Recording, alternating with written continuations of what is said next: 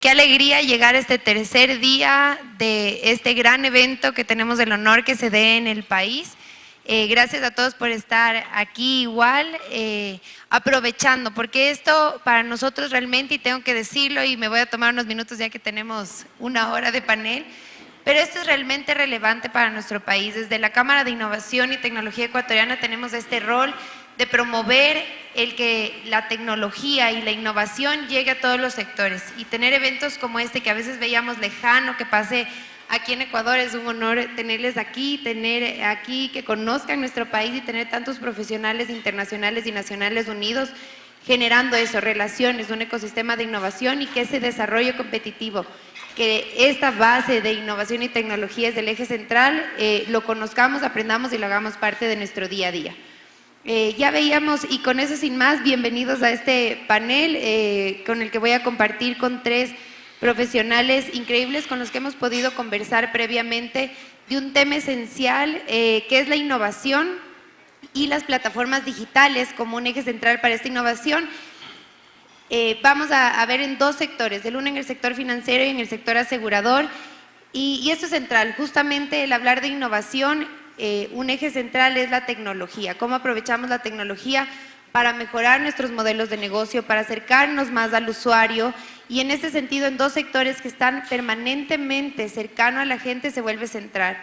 El sector financiero, a pesar de ser un sector tradicional, por llamarlo así, es uno de los sectores que más innovación permanentemente ha implementado, quienes han sido un referente en la implementación de tecnología, no solo hacia el usuario, sino también internamente por su rol, y no decir de menos del sector asegurador de la misma forma. Así que vamos a conocer un poco de la experiencia nacional, internacional, pero antes de eso, como a nosotros siempre nos gusta, a veces nos pasa que asumimos que entendemos ya de lo que vamos a hablar y de qué son estas plataformas digitales y la innovación. Así que, Jacobo, quiero comenzar contigo y pedirte que nos cuentes qué son las plataformas digitales enfocadas tal vez a este sector y servicio, y por qué se vuelven un eje central para la innovación y la llegada y mejorar la experiencia del usuario en general. Muchas gracias. Bueno, la verdad que la pregunta es interesante porque aquí hablamos mucho de plataformas, es como un término muy manido, pero no todo el mundo a lo mejor pensamos igual que es una plataforma digital. Y ayer me preguntabas, y te voy a preguntar qué es una plataforma digital. Yo soy uno de los actores de este mundo dentro de los servicios de confianza y operadores de una de las plataformas digitales, y es interesante. Dice, bueno, pero ¿y qué es una plataforma digital, ¿no? ¿Cómo lo defines? He buscado, la verdad, para ver diferentes cosas, y yo creo que lo primero que aparece es el término infraestructura. Es algo, digamos, que cada vez tiene, digamos, más entidad, y en el sentido de que lo podemos considerar igual que una carretera o un aeropuerto, pero en el mundo digital, y por eso tiene, digamos, esos riesgos de ciberseguridad, esa importancia para el negocio, esa capacidad, digamos, de afectación en beneficio público, en beneficio de los ciudadanos, es habilitador de economías, ¿no? Y la otra cosa que tiene característica una plataforma digital es que es un entorno donde operan no solo una entidad, sino es un sitio donde operan dos o más usuarios para, por ejemplo, pues intercambiar información, para comprar productos, para poder acceder a información de manera común. Y otra de las características que tiene es que pueden ser o abiertas o cerradas, y si son cerradas, pues normalmente es para un sector específico, un vertical, una necesidad concreta, por poner diferencias de plataformas de comercio electrónico con plataformas específicas, a lo mejor de facturación o dentro de lo que vamos a hablar posteriormente, servicios de confianza, y más orientado en el sector seguros y en el sector financiero, ¿no? También conviene quizás diferenciarlo de qué no es una plataforma, que es otra manera también de definirlo. No es una aplicación que una propia empresa ha instalado, aunque sea para sus propios fines, sino que tiene que ser algo que utilice más de una entidad. Y probablemente otra de las cosas que tiene de característica una plataforma es que se entiende que hay un intermediario, es decir, hay una entidad que arbitra o que provee ese servicio y que pone de acuerdo a los distintos usuarios dentro de esa plataforma y por tanto pues puede existir incluso cierta regulación implicada cuando ya hablamos de plataformas como por ejemplo los servicios de confianza.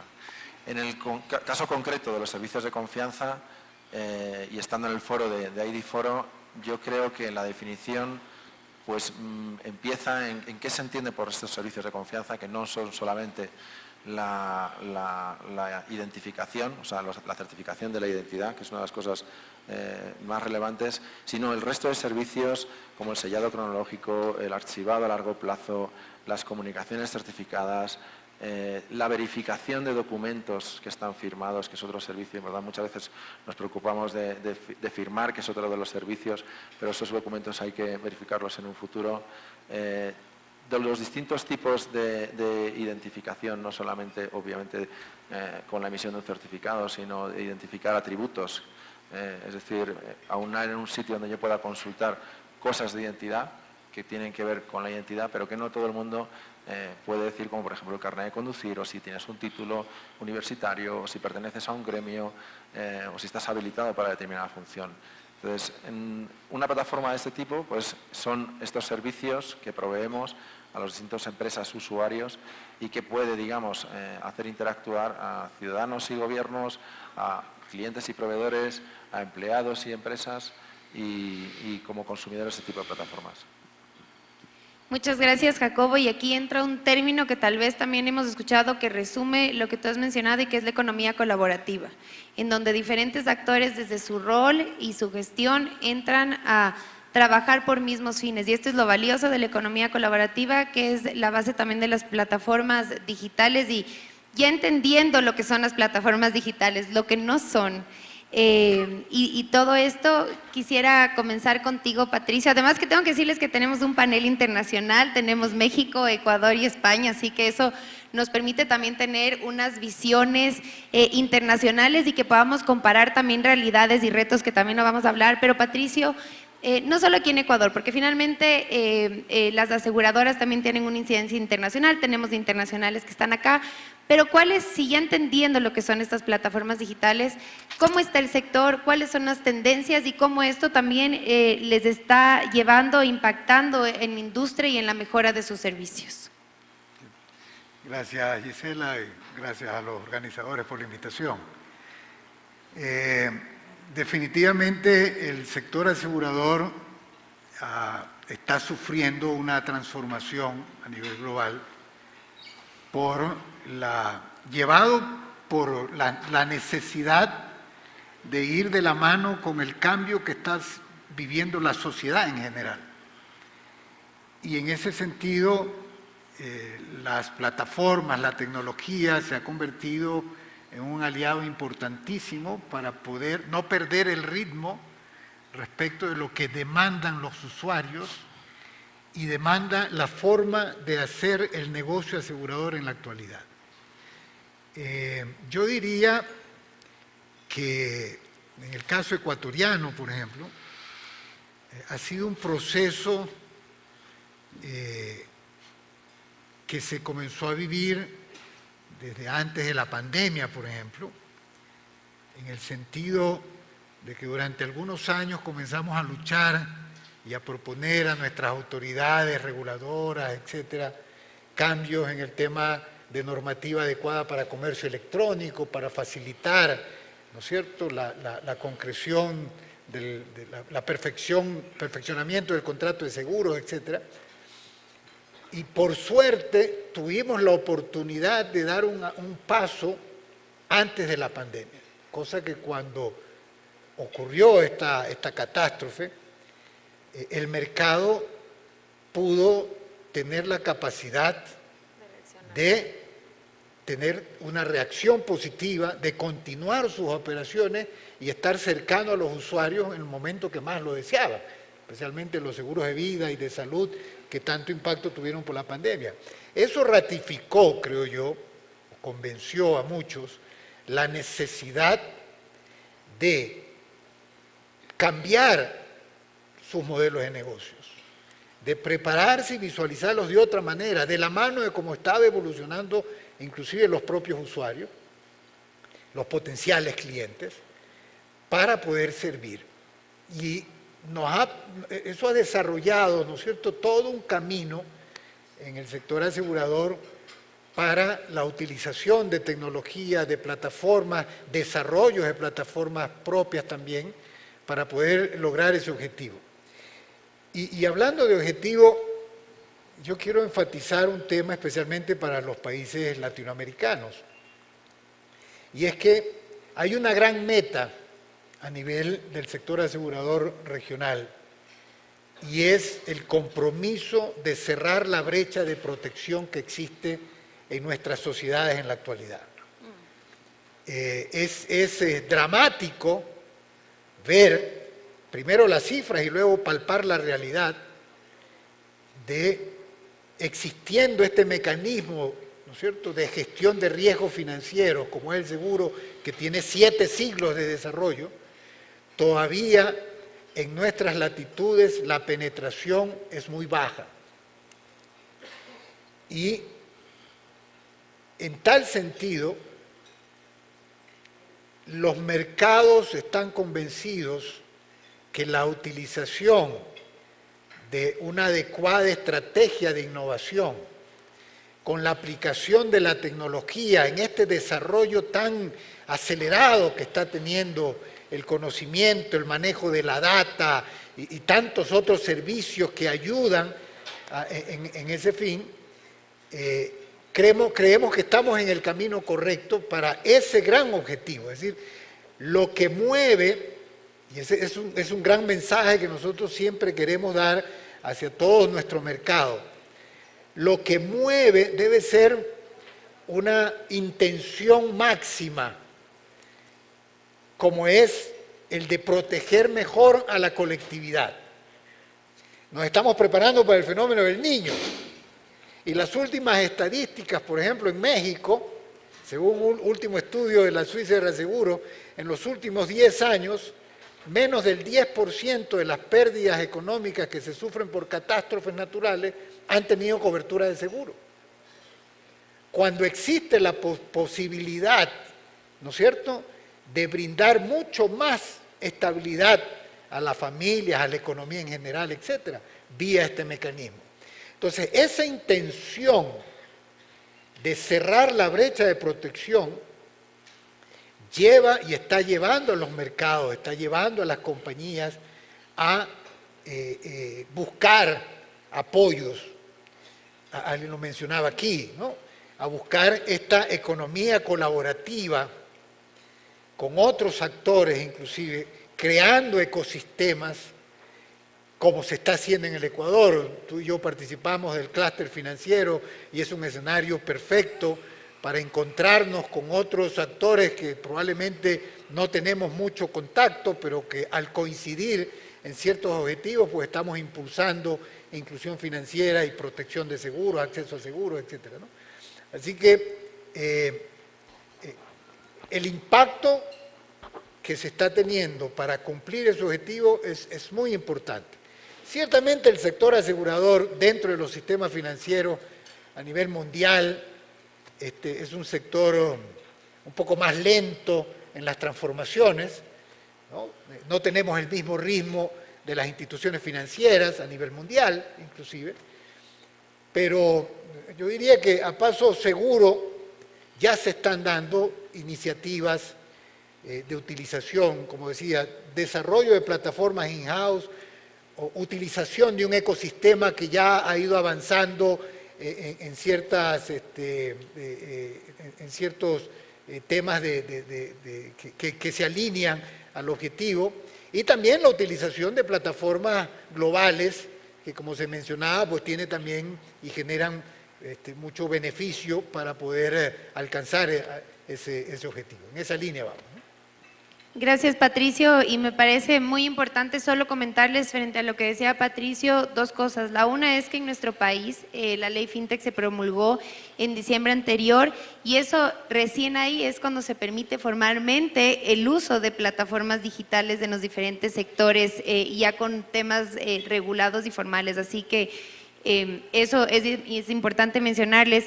Y el segundo es cómo este trabajo articulado del que menciona Patricio, también es real. De hecho, nosotros como dos cámaras de seguros y cámara de tecnología hemos trabajado muy articulado para ver desde el sector tecnológico que hay frente a las necesidades y oportunidades que tiene la industria. Entonces, esto es lo que permite la innovación y la tecnología, el conectarnos, unir esfuerzos, porque hay que correr frente a lo que a nivel regional e internacional ha pasado.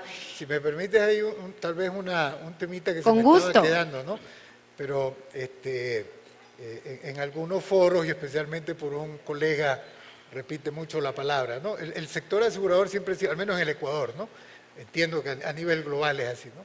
Es un sector de mucha competitividad, ¿no? Y en nuestro mercado, que tiene un tamaño, yo diría, pequeño dentro de la región, y con el número de actores que tiene, lo hace muy competitivo, ¿no?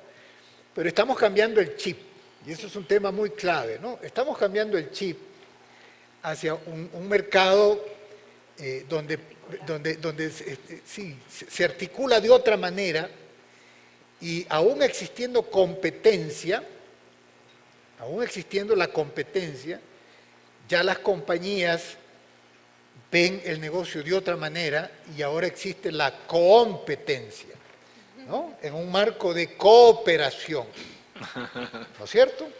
Y eso es algo que está teniendo, yo auguro que en el futuro próximo vamos a tener un efecto muy positivo, porque no solamente se está dando hacia las compañías que son parte de la industria, sino a terceros que ya no los vemos como amenazas, ¿no es cierto?, o como intrusos que nos quieren cambiar nuestras reglas, sino que nos permiten ver los modelos de negocios, la forma de atender a los clientes, etcétera, de generar valor, ¿no? Nos permiten ver fuera del molde típico que tiene el asegurador, que a veces somos un poquito más cuadrados, ¿no?, más conservadores. Yo creo que ese ecosistema con esas visiones van a traer, y de hecho están trayendo resultados muy positivos para el cliente. Y es urgente y que así sea. Gracias, Patricio.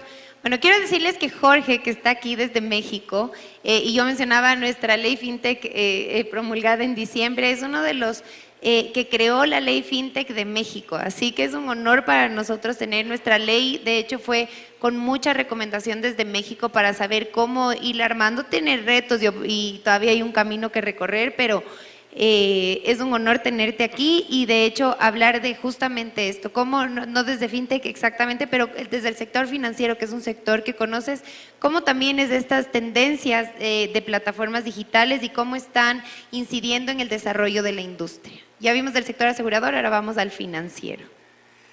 Muchas gracias y buenos días, y muchas gracias por la invitación. Para mí es un honor. La primera vez que estoy en Ecuador y la verdad gratamente sorprendido tanto del país, de su riqueza cultural y del foro. Muchas felicidades por la realización del foro. Fíjate que me están haciendo recordar hace muchos años. Yo me desenvolví en el sector financiero, fui banquero muchos años de mi vida, yo le llamo mi vida pasada. Estaba en la banca tradicional, de corbata todos los días. Yo decía, yo me ponía la corbata en mi casa y me la quitaba en mi casa. Y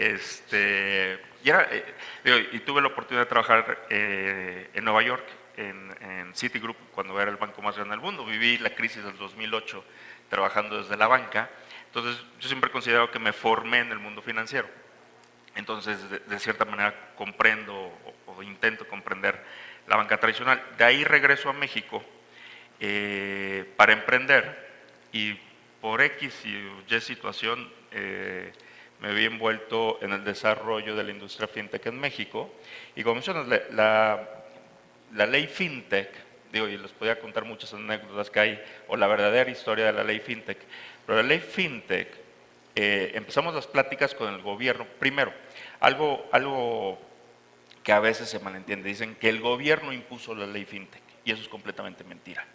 Porque se funda FinTech México, la asociación del gremio, en el 2015, hicimos un lanzamiento en septiembre del 2015, y para finales de octubre, mes y medio después, estábamos sentados en Palacio Nacional con las autoridades, con la Secretaría de Hacienda, para platicar si se necesitaba o no se necesitaba la normatividad. Entonces, número uno, la ley FinTech fue solicitada por los emprendedores, nosotros hicimos la propuesta a las autoridades, tuvimos una apertura y una recepción brutal, impresionante. Yo me acuerdo que yo, como describo esa primera reunión, donde habíamos 5 personas, entonces solamente 5 personas conocemos la historia. En 5 minutos las autoridades nos dijeron, tienen razón, hay que hablar sobre regulación o normatividad de este sector que apenas empezaba a acuñar el término de fintech, ¿no? en el 2015. Entonces, yo siempre he reconocido al gobierno de ese entonces de México la gran apertura, y hablo de la Secretaría de Hacienda, Banco de México y la Comisión Nacional Bancaria y Valores.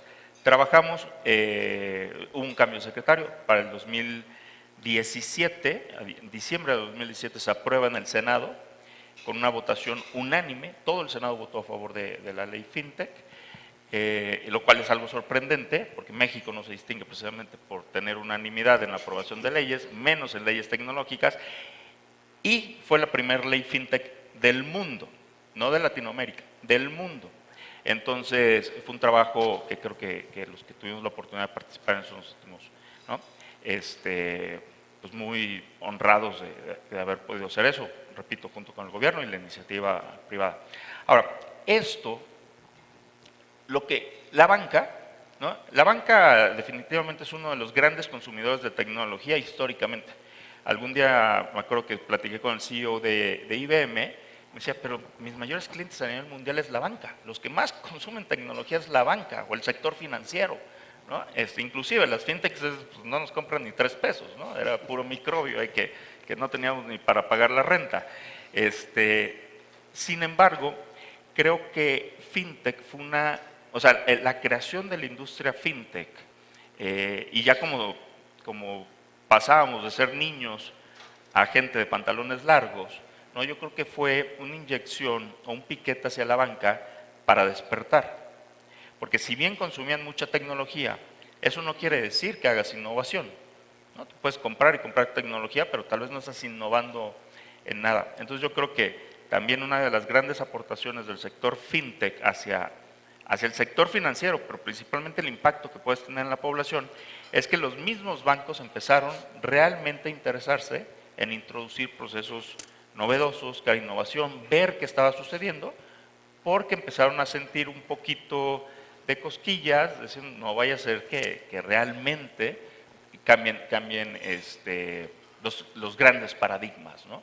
Entonces también creo que esa es una parte importante y de hecho se puede ver por lo menos muy claramente en México cómo los bancos a partir de hace unos 8 años empezaron de manera muy drástica a innovar, y hay muchos de ellos que tienen historias, o sea, hay bancos que tienen innovaciones tecnológicas, aplicaciones, servicios digitales igual de novedosos que las propias fintechs, ¿no? Entonces, O muchas veces también articulados y en alianza y ya no siendo necesariamente competidores, sino aliados.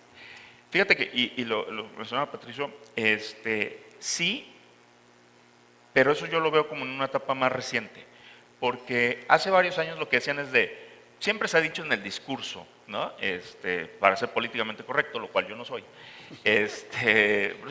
¿no? Sí, vamos a cooperar. Y ya estamos en el tercer día, ya podemos ir. Exacto, vamos a cooperar y no sé qué, y nunca nadie te va a decir que es guerra. Número uno, no hay que entender, y esto fue cuando estábamos haciendo la ley, a veces yo tomaba la posición de la banca, a veces tomaba la posición de los emprendedores, entonces mi propio gremio a veces me reclamaba, y decía, no, es que hay que entender cómo son las cosas, ¿no? Pero era un discurso falso, era un discurso más que la banca te decía, a ver, ven, platícame, pero en realidad yo lo voy a hacer internamente, ¿no? Y hay casos donde se robaron inclusive ideas de emprendedores. Recientemente yo creo que se está viendo más una cooperación, ¿no? Y también las fintechs tienen que entender que no todo lo que se propone va a ser novedoso, ¿no? Entonces, sí se está dando una cooperación, sobre todo en los temas de open banking, el llamado open banking. Ahí se está dando mucha cooperación y curiosamente para mí era lo más interesante que traía la ley FinTech. El artículo 76 que trata el tema de Open Banking, para mí fue una de las grandes aportaciones, ¿no? Pero yo creo que estamos todo el mundo caminando en esto. y el objetivo final, y con eso concluyo esta presentación, debe ser el impacto social que se debe crear. O sea, si no podemos, yo digo que las fintechs lo que debemos hacer es crear valor, capturar ese valor, porque a veces no se captura, ¿no? Pero distribuirlo. Es decir, si realmente, y eso es una gran deuda que tenemos como sector fintech, por lo menos en México, yo digo, no hemos logrado la inclusión financiera que pensábamos, no hemos logrado, por ejemplo, dar crédito, sí, hay más acceso a crédito, pero el crédito no es barato. O sea, ¿no? Entonces, por ejemplo, en México no tenemos tasa de usura como en Colombia, pero las fintechs están otorgando crédito, sí, pero no barato. Entonces, hay que crear valor, capturarlo y distribuirlo. ¿Cómo distribuirlo? Por ejemplo, con tasas más bajas, ¿no? Increíble todo lo que dices, y aquí es algo central y que mucho hablamos, es que igual todas estas innovaciones, si no tenemos en el centro a la persona, ¿qué finalmente estamos logrando? Yo creo que eso es lo esencial. O sea, puede haber mucha innovación, mucha transformación digital, pero es pensar qué impacto estoy teniendo, y eso es muy importante. Gracias, Jorge. Y bueno, estamos en un foro internacional, así que hay retos regionales, y aquí hay un tema que me gustaría, Jacobo, que tú nos comentes, y es cómo abordamos estas prácticas internacionales frente a las distintas regulaciones, que aquí vimos un ejemplo en algo puntual, pero ¿cómo logramos ese abordaje o cómo se está dando ese abordaje? Al menos por mi experiencia, que llevo como 13 años operando a nivel internacional, tanto en España como en muchos países de Latinoamérica, te permite ver todas esas diferencias y evolución, tanto de la regulación como la implementación, al menos en la parte que me corresponde, de los servicios de confianza, que no dejan de ser soporte necesario para todas estas plataformas, tanto de fintech como de sector seguros, ¿vale? Y se habla mucho, y lo quiero desmitificar, del uso de estándares internacionales, ¿vale?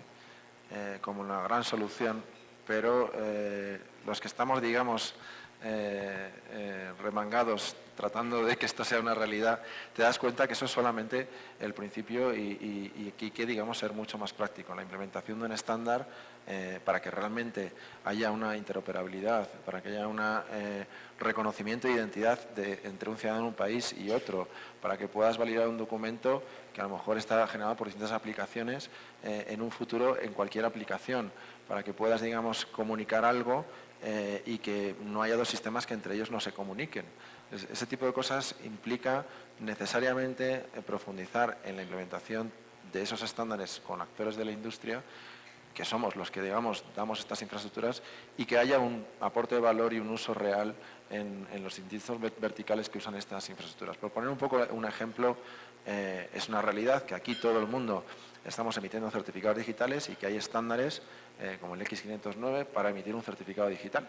Pero también es una realidad que yo con un certificado digital de Ecuador no me puedo ir a operar a México, ¿vale?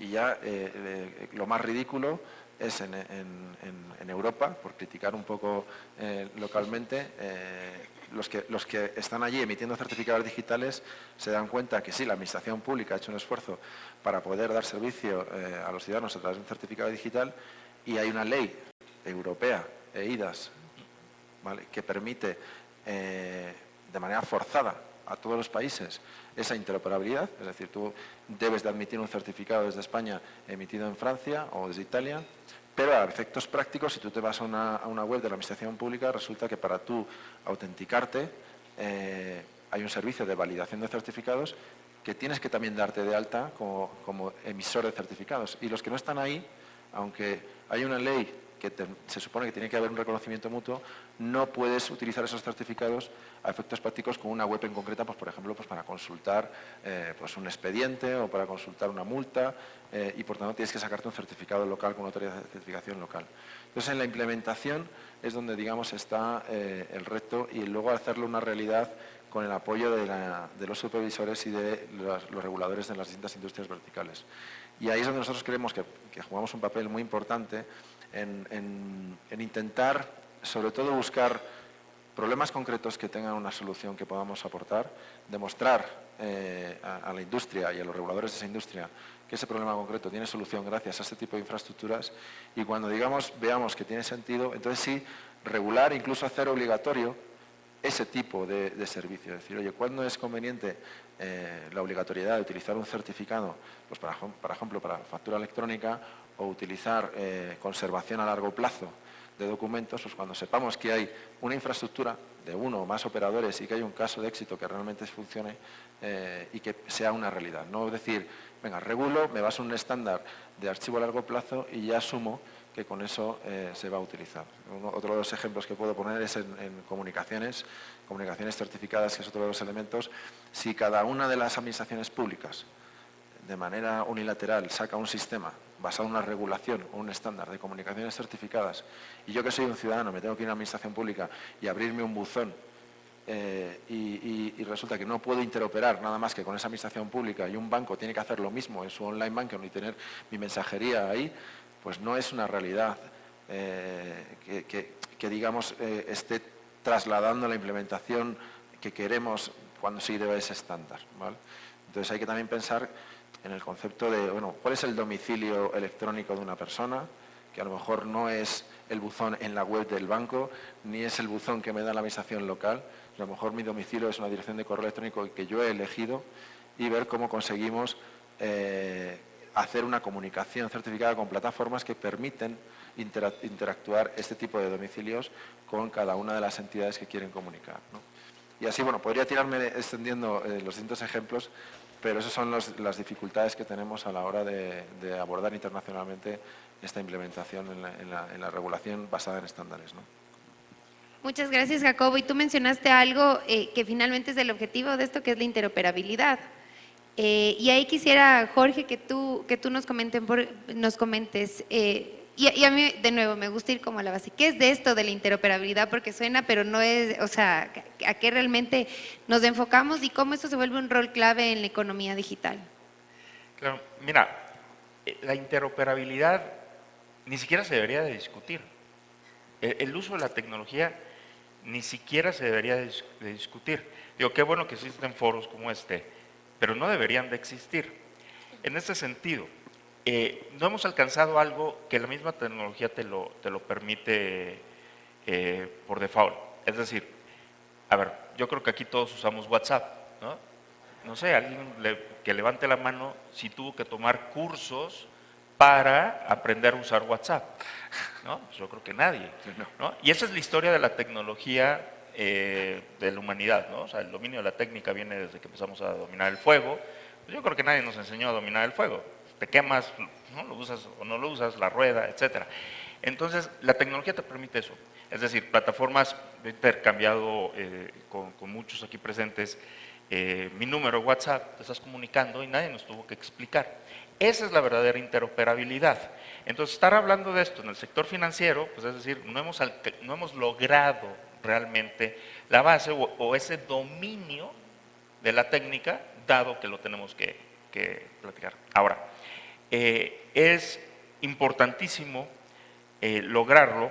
Bueno, primer punto, hacerle entender a la gente también, por ejemplo, se habla mucho de facturación electrónica, de firmas digitales. Nuevamente, no lo deberíamos estar discutiendo, ya se debería de dar, ¿no? Como, oye, bajas una app, mandas un WhatsApp, lo mismo, usas una plataforma tecnológica y emites una factura, firmas un documento, pero sin que te lo expliquen, ¿no? Entonces ahí tenemos una deuda, ¿no? Los que estamos metidos en este ecosistema, que no lo hemos alcanzado.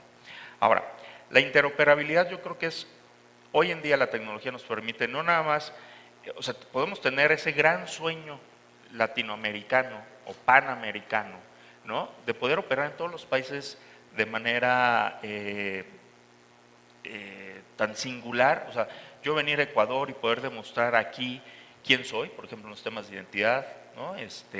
Poder pagar, que los pagos han avanzado mucho, pero es extremadamente costoso, ¿no? Digamos, esa interoperabilidad que te permite las grandes marcas de tarjetas Visa, Mastercard. Yo sí creo que hay una capa arriba a través de la tecnología que ya hoy en día nos lo permite, nada más que no lo hemos sabido dominar, ¿no? En el tema de identidad, yo creo que tenemos la gran posibilidad, y aquí un poquito utilizando la tecnología blockchain, y Europa es un gran ejemplo de lo que está haciendo con el programa de EBSI, que es el European Blockchain Service Infrastructure. Es brutal lo que está haciendo. Entonces yo sí creo que estamos a muy pocos pasos de lograr una interoperabilidad tanto en la identidad como en los servicios financieros, ¿no? Y curiosamente, aunque no soy muy fan de criptomonedas, no soy fan, blockchain, sí, y es muy paradójico porque en la ley FinTech se cubre la parte de criptomonedas, entonces me tocaba defenderlo y cuando hablan conmigo en privado me decían, oye Jorge, ¿y las criptos? Dice, no, yo no soy fan de criptos. Oye, pero tú defendías. A ver, una cosa es ser presidente de una asociación, o sea, ahí no eres Jorge, ahí representas un gremio, pero particularmente, ¿no? Sin embargo, la utilización de muchas tecnologías, pero una de ellas que nos permite blockchain, yo creo que sí nos va a permitir la verdadera interoperabilidad, ¿no?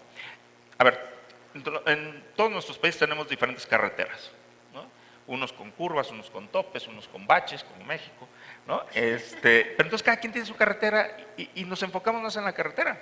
Lo que nos permite la tecnología, y repito, una de ellas podría ser blockchain, ¿no? Es una autopista que ya está hecha, nada más es subirnos ahí y todos podemos ir a 500 kilómetros por hora, ¿no? Entonces, es una cuestión nada más de organizarnos. Bueno, ahí entonces ya nos quedó la tarea, ¿no? y está ahí, porque muchas veces es eso, nos quedamos pensando, ¿y cómo se lo hace? ¿Y qué se puede hacer? Pero ya está, lo que hay que hacer es verlo claramente y ver la necesidad y la urgencia que hay para que realmente funcione todas estas innovaciones que tenemos y que ya no nos podemos quedar aislados, sino que esto realmente tiene que ser internacional. Y voy a volver a un tema que hablábamos y que Jorge lo mencionó, que es la persona. Todas estas innovaciones, toda esta intención de una interoperabilidad real están centrados en algo y es en la persona. Y aquí también hay un punto central que es la experiencia del usuario. Cómo lograr que esto lo sienta cercano, que esto lo sienta real, que esto se lo haga fácil la adopción, como decías, algo natural. ¿Cómo ves tú, Patricio, cómo esta digitalización, esta innovación apoya esta experiencia del usuario? Yo creo que probablemente es una de las áreas de mayor impacto y que tiene mayor potencialidad para un diseño de un servicio casi que tailor-made en todos los aspectos, ¿no? Y poder llegar a distintos segmentos de mercado de manera adecuada, ¿no? Definitivamente la tecnología, todo lo que es ciencia de datos, por ejemplo, ¿no?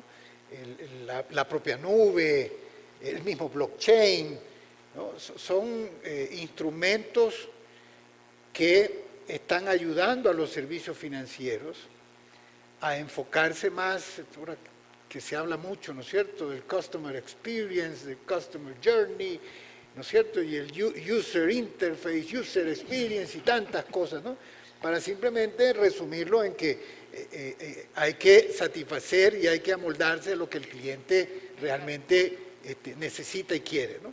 Entonces, en el sector asegurador, como en todos los servicios financieros, creo que la tecnología juega un rol importantísimo, primero porque son los mecanismos que están permitiendo desarrollar lo que antes era muy teórico, pero que están facilitando el que efectivamente se hagan realidad. Con algunas ideas disruptivas, a mí me encanta, por ejemplo, vincular a externos, porque ven la visión del usuario sin los tabúes o las limitaciones de quien está desarrollando una actividad por décadas y que le cuesta salir de ese molde, ¿no? Y el uso de la tecnología está impulsando un cambio radical en lo que es todo el ciclo de vida, ya entrando a seguros, todo el ciclo de vida enfocado hacia no solamente servir mejor al cliente, sino transformando totalmente el modelo de negocio, ¿no? Transformando totalmente. En el caso del sector asegurador, por ejemplo, ¿no?, inicialmente lo que salió, y creo que en muchos negocios tipo retail, etcétera, ¿no?, lo que primero se pensó es, con la tecnología y la innovación vamos a vender más, ¿no es cierto? Y entonces se desarrollaron muchas aplicaciones, plataformas, etcétera, para vender más. Pero creo que a tiempo nos dimos cuenta, y de hecho cuando uno ve el listado de las principales insurtechs que existen en el mundo, que a propósito, o sea, demuestra el dinamismo que está ya tomando el sector asegurador con el nacimiento y el crecimiento importante de la inversión destinada a las insurtech, ¿no?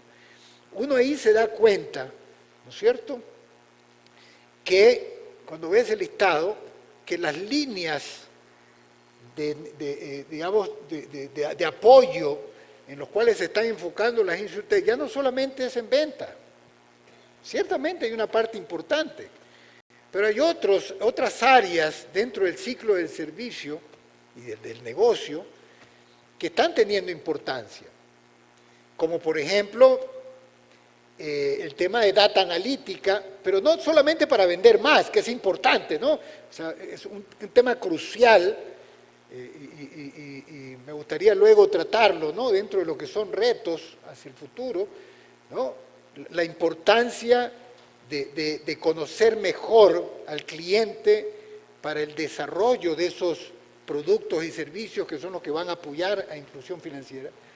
Pero no solamente es la venta, sino que están teniendo un rol importantísimo en toda la cadena de servicio, desde el uso del seguro, por ejemplo. ¿No es cierto? Porque a veces todo el mundo quiere vender, pero la gente se olvida de cómo va a ser la experiencia del cliente cuando use el servicio. Recordemos que el seguro al menos tiene esa particularidad, ¿no es cierto?, que es un pago diferido, ¿no? Es un derecho diferido, porque yo lo adquiero, el derecho, cuando me ocurre un siniestro, que es con posterioridad, ¿verdad? De un producto que nunca quieres usar. De un producto que nunca quieres usar, así es, efectivamente, ¿no? Cuando te compras un coche lo quieres manejar en ese momento, cuando compras un seguro no lo quieres. Así es, lastimosamente sí, el seguro existe por el temor al riesgo y a la desgracia, ¿no es cierto? Pero bueno, cumple su rol, ¿no? Y en todo caso, el siguiente paso, y que está teniendo un desarrollo muy importante, es cómo la tecnología, cómo la innovación se inserta en esas estrategias dentro del servicio al cliente para que su experiencia de uso en una etapa que es muy compleja, ¿no? O sea, cuando ocurre un siniestro es que nos ha ocurrido una pérdida, ¿no? Hemos sufrido, inclusive puede ser un golpe muy duro en nuestra salud o el fallecimiento de alguien, etc. Entonces, ¿cómo se inserta en el uso del servicio? Y luego, en un sinnúmero de temas que están tomando cada vez más importancia en las estrategias de las empresas, que tienen que ver con segmentación, que tienen que ver con conocimiento, que tienen que ver con un control muy eficiente de los procesos, ¿no?, que generan valor hacia los usuarios, ¿no? Eso es un tema que yo al menos auguro o percibo que va a tener un desarrollo, y las insurtech van a tener un rol importantísimo en eso, ¿no? Y que a la larga, ¿no es cierto?, si uno ve, entonces todos los eslabones en la cadena de servicio están influenciados en la actualidad por la tecnología y por la innovación. Es un hecho. Muchas gracias, Patricio, y creo que ha sido muy importante ver desde los diferentes momentos y situaciones qué importante es pensar en el usuario y cuáles son estas oportunidades que también tenemos. Y bueno, hemos llegado rapidísimo al bloque final. Muchas gracias por todo lo que ustedes han compartido, y en este último bloque yo les proponía hablar como de los retos, tanto aquí como en Ecuador, nacional, y también como tener ejemplos ya un poco más prácticos. Y ahí voy primero contigo, Jorge. Tú hablabas, y ya lo mencionaste un poco, de blockchain y estas innovaciones, pero ¿cómo esas innovaciones van hacia la identificación digital? Coméntanos un poco, y que tal vez se vuelven estos retos y oportunidades de lo que viene a futuro, o lo que ya estamos ahorita ya comenzando a cambiar. Claro, mira, los retos yo creo que son grandes oportunidades que nos da la vida, porque si no la vida sería muy aburrida, ¿no?, si no tuviéramos retos. Y en el sector financiero, como decía en la primera intervención, yo creo que no hemos logrado mucho de lo que nos hemos propuesto todos los que participamos dentro del sector, es decir, tener un impacto social brutal. México particularmente, y no me da gusto decirlo como mexicano, sin embargo lo digo con una sonrisa por la gran oportunidad que hay. México, por ejemplo, es el peor país de inclusión financiera de Latinoamérica. O sea, un estudio del Banco Mundial pone a México con 36.9% de inclusión financiera, cuando el promedio en Latinoamérica es 54.4%. Y hay un dato aparte muy interesante de ese estudio, que se llama el Findex, es de que toda Latinoamérica, como todo el mundo, del penúltimo a ese estudio que estoy citando, Latinoamérica estaba en 51 puntos porcentuales de población mayor de 15 años con inclusión financiera y avanzó 3 puntos a 54. ¿Qué hizo México? México estábamos en 39 y retrocedimos a 37. Entonces se abrió todavía en 5 puntos adicionales la diferencia, ¿no? Entonces hay la informalidad en México, somos el país que menos recauda de la OECD, ¿no? Tenemos 56% de la población viviendo en la informalidad, que eso significa 33 millones de mexicanos de población económicamente activa trabajando, ¿no? Ahí están los retos. Yo creo que ya con esos tenemos muchos, ¿no? Entonces, ahora, yo esos retos los veo como una gran oportunidad de poder aportar. Primero, en México hay mucho trabajo que hacer en los temas de inclusión financiera, ¿no? Pero ahí, por ejemplo, lo mencionaba mucho Patricio, el tema del user experience, es que nuevamente debería ser algo que la gente, digo, mis padres, ¿no? Ya mayores, llegando a mi papá a 80 años de provincia, pues todos los días utiliza WhatsApp y Facebook y no, ahorita le estaba yo mandando fotos de aquí a Ecuador y si es un señor grande médico, ¿no? O sea, ni siquiera viene de un mundo empresarial y lo sabe utilizar. ¿Por qué no lograr eso en los servicios financieros, ¿no? Así deberían de ser. Entonces, primer reto, lograr una inclusión financiera, pero no por hacer dinero. Eso nunca debe ser el objetivo, es una consecuencia.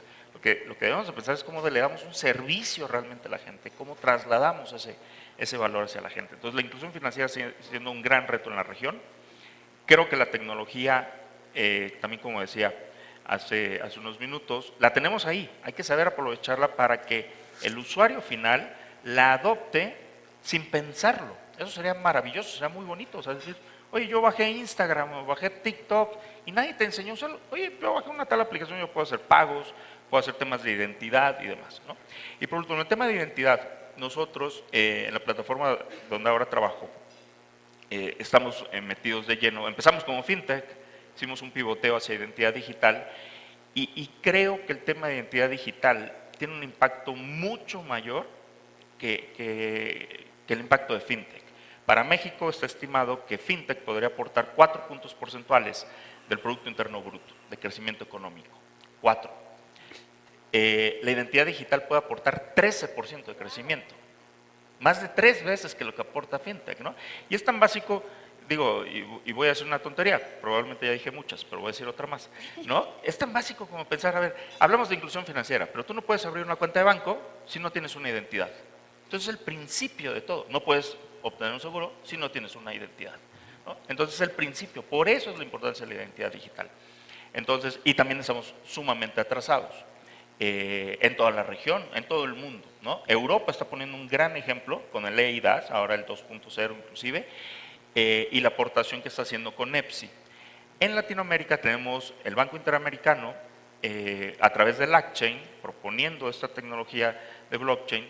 Entonces, yo creo que ahí ese reto de inclusión, yo digo inclusión financiera más inclusión digital, se convierte en inclusión social. Y eso es en lo que debemos de trabajar. Tenemos ya la carretera, que es la tecnología, ¿no? Entonces nada más es cuestión de ponernos de acuerdo y coordinarnos, ¿no? Y creo que aquí muchos de los presentes, que muchos reguladores de muchos países, que es una de las grandes sorpresas que me llevo de este foro, yo creo que todo el mundo estamos de acuerdo en trabajar por un mejor planeta, ¿no? Entonces ahí está la carretera, ya nada más es cuestión de subirnos y a correr. Me quedo con esta frase, inclusión financiera más de inclusión digital es inclusión social. Qué importante. Muchas gracias, Jorge. Patricio, desde tu sector y desde Ecuador también, porque no solo desde la industria de seguros, sino ya en el país, ¿cuáles crees que son estos retos y cómo nos estamos preparando también para estos retos aquí en Ecuador para que nuestros invitados internacionales también conozcan? Bueno, yo creo que en la coyuntura actual del Ecuador y siguiendo los grandes objetivos que tiene la industria aseguradora regional, insisto nuevamente, el gran reto es cerrar la brecha de protección. Yo creo que así cumplimos nuestro rol social, ¿verdad? Que es brindar estabilidad a todos nuestros relacionados. Y para eso existen otros retos, ¿no es cierto? Para ese máximo objetivo, pues hay unas acciones que también son muy retadoras, que debe ser un compromiso nacional.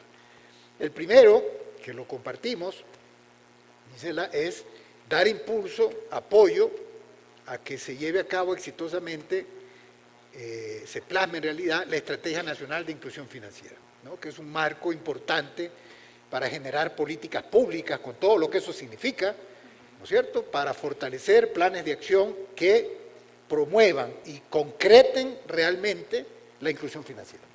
Eso es un paso importante.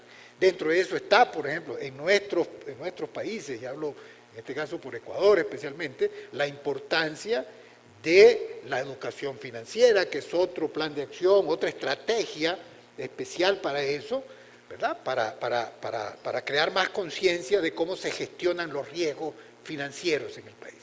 Yo creo que eso es un tema crucial.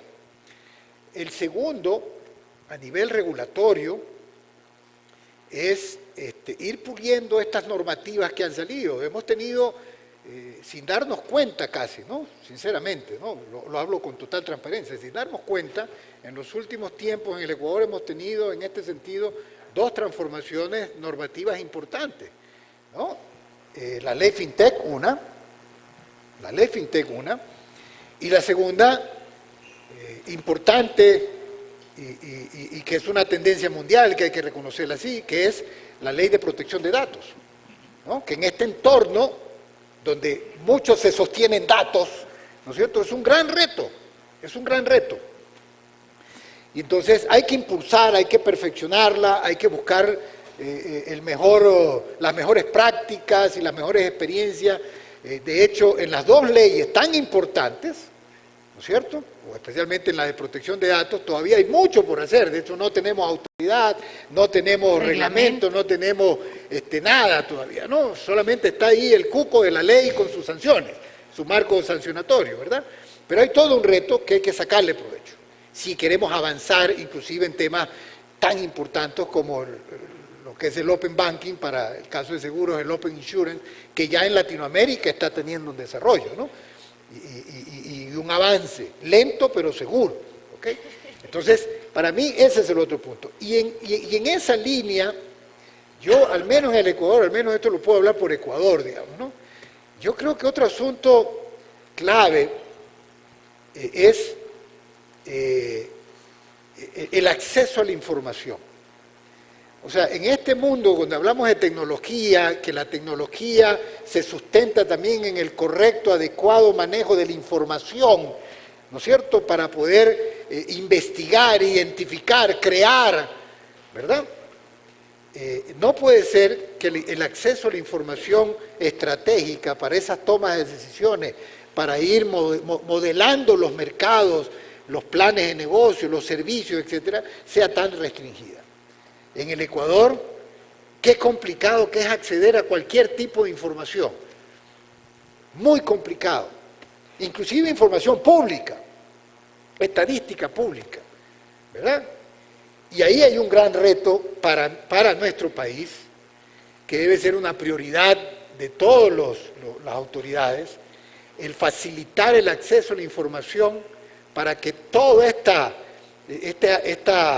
ola, ¿no es cierto?, de innovación, de transformación digital, etcétera, tenga el efecto que debe tener, que es necesario que tenga el acceso a la información. Si me permites, les voy a contar mi nueva travesura.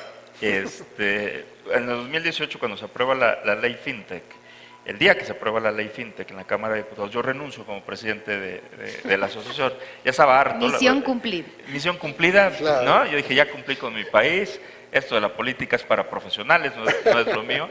Y digo, yo que estuve 5 años, del 18 al 23, casi en la sombra, ahí tratando de ganarme la vida trabajando, pero regresé un poquito ahorita a dar lata en el sector público, estoy yendo a la Cámara de Senadores a impulsar algo, que es, hay que trabajar en una política pública fintech. Es decir, la pura ley fintech, y en México, pues ahí está el caso ya probado, no hemos cambiado un país. Es decir, el vendedor en la calle, ayer que estaba yo turisteando ahí en el centro, empezó a llover y te vendían paraguas, $1, pero no traigo $1, no traigo efectivo, ¿no? Entonces no le puedes comprar. Y eso son menos ventas, eso es una persona que lleva menos dinero a su familia, ¿no? Qué importante, si todos cambiamos el chip y tenemos una visión, porque la política pública no nada más es el gobierno, debe ser el gobierno, la iniciativa privada y la sociedad, ¿no? Entonces, sería que todos adoptemos un tema de pagar de manera digital, ¿no? Debería ser algo ya completamente adoptado en todas partes, claro. Entonces, por ejemplo, si ayer me hubiera vendido un paraguas, pero estaba lloviendo, me estaba yo mojando, pero no traía efectivo, no lo pude comprar, que la misma vendedora me dijera, te lo acepto, págame con celular, ¿no? Entonces eso es tener una visión. El transporte público, que lo pudieras pagar de manera digital, ¿no? Y hay 1000 ejemplos, pero yo creo que más que una ley fintech, hay que trabajar en una política pública, ¿no? Que no precisamente incluye una ley, puede o no puede incluir una ley, pero es la visión de un país, ¿no? Y sobre eso, solamente para complementar, ¿no? En lo que yo decía, ¿no? Hay que buscar las mejores prácticas, porque de hecho en nuestro entorno ya se da, ¿no?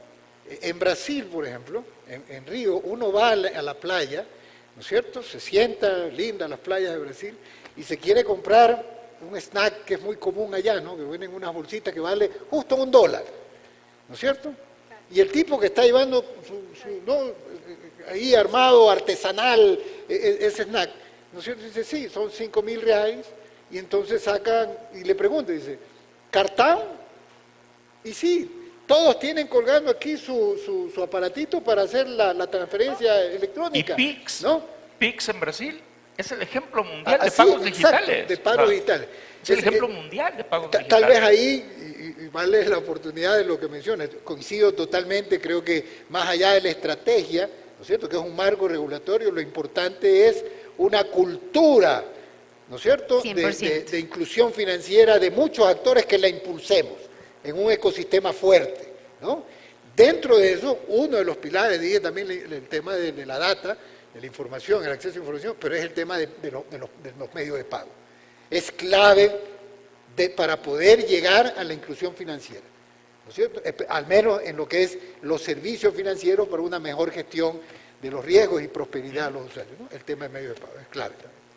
Muchísimas gracias y nos quedamos con otra tarea, así que ya tenemos 2 tareas aquí muy importantes, pero que son realmente esenciales para lograr estos objetivos comunes que tenemos.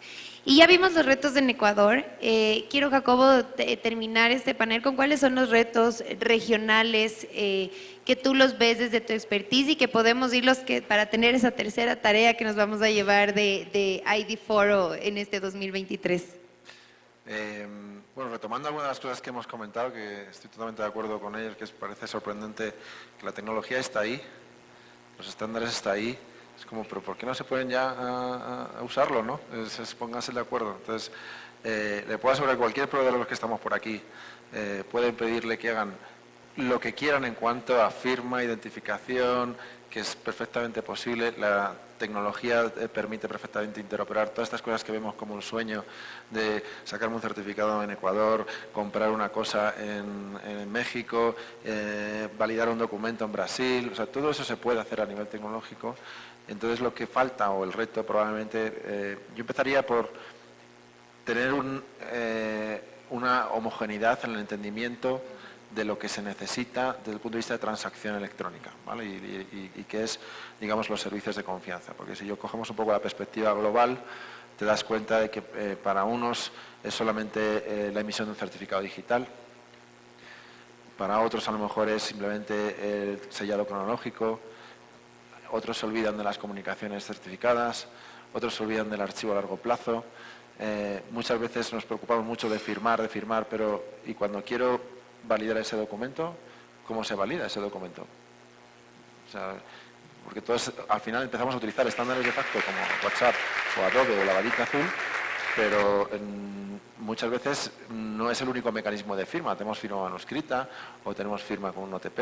Entonces, homogeneizar que el entendimiento de los servicios de confianza incluye identificación, firma, validación, comunicaciones y archivo principalmente, y eso implica emitir regulación y usar estándares de mercado e implementar lo necesario para que las infraestructuras tecnológicas de los que prestamos este tipo de servicios se puedan usar, incluyan todos estos servicios y de manera homogénea, ¿no? La segunda, probablemente, reto es intentar evitar pensamientos muy locales a la hora de implementar y usar estos servicios. Y creo que cada uno tenemos un grado de participación. Es decir, tenemos ahora mismo una función global y cada uno a la hora de implementar o usar estos servicios, ¿vale?, estamos poniendo más o menos dificultades a ese objetivo de que se pueda interoperar a nivel global, ¿no? Os pongo un ejemplo, y por criticar EIDAS, que es una regulación, ¿vale?, que está muy bien porque emite todos los, identifica todos los servicios de confianza, y hay muchos países aquí que por ese objetivo de homogeneizar estamos viendo que han optado por regular haciendo espejo de EIDAS, que es una buena idea, ¿vale? Pero, por ejemplo, en España la interpretación que se hace de EIDAS a la hora de emitir un certificado no permite usar los procesos de identificación que se utilizan en un banco para prevención de blanqueo de capitales para emitir un certificado digital, que parece una cosa un poco obvia, ¿no? Es como que los que regulan el sector financiero y los que regulan la emisión de certificados, que tienen la misma función, que necesito conocer a mi cliente, ¿vale?, no quieren conectarse entre sí. Y eso en otros países sí que funciona, ¿no? O, por ejemplo, interpretar que la firma electrónica es solamente de un tipo, con un token, ¿vale?, con un certificado. Y hay muchos otros tipos de firma, ¿vale? Muchas veces tienes que ir a la última milla a una persona que no tiene acceso a Internet o que no tiene conectividad. ¿Y cómo va a firmar esa persona? Y hay más mecanismos de firma. Puedes ir con una tablet y recoger su firma manuscrita offline, ¿vale?, y luego ya sincronizarás online. Pero eso también es un mecanismo de firma. Entonces, a la hora de implementar las cosas hay que tener un poco claro cuál es el concepto global, y que nuestra función también es adoptar cosas que permitan facilitar esa globalización en el sentido de usar este tipo de servicios de confianza. Por supuesto. Muchas gracias, Jacobo. Mil disculpas por los minutos, pero es que estamos aquí, tuvimos que analizar 3 países, 2 sectores y llegar con tanta información tan importante, pero yo creo que las conclusiones de aquí es que finalmente el objetivo es cerrar brechas, el que hay un real acceso, pero sobre todo tener a la persona en el centro de nuestro accionar, con cada una de sus realidades de los sectores o en las situaciones que tienen, pero lograr que toda esta innovación, toda esta transformación digital que hacemos sea realmente para beneficios de ellos, que es lo que buscamos. Así que muchísimas gracias a los 3, gracias a todos, y vamos con el siguiente panel. Muchas gracias.